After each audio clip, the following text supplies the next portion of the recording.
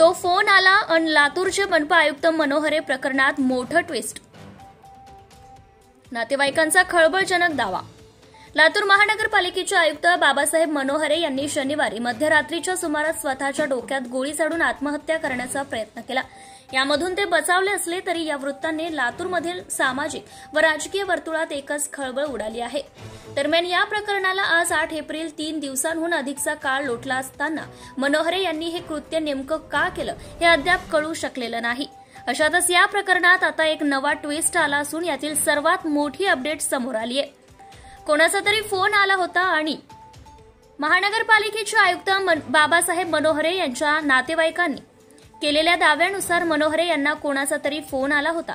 त्या फोनवरील संभाषणानंतर त्यांनी स्वतःच्या डोक्यात गोळी झाडून आत्महत्या करण्याचा प्रयत्न केला, असे मनोहरे यांच्या नातेवाईकांचं म्हणणं आहे. दरम्यान आता हा फोन नेमका कुणाचा होता आणि त्यात नेमकं काय बोलणं झालं हे तपासणं आता पोलिसांच्या पुढचे आव्हान असणार आहे.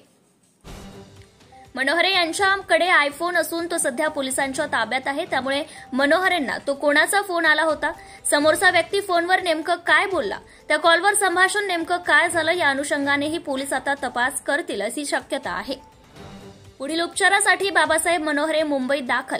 दरम्यान आयुक्त बाबासाहेब मनोहरे यांना पुढील उपचारासाठी मुंबई येथे हलवण्यात आले. काल 7 एप्रिल रोजी एअर अँब्युलन्सद्वारे मनोहरे यांना लातूर विमानतळावरून मुंबईकडे प्रयाण करण्यात आलं.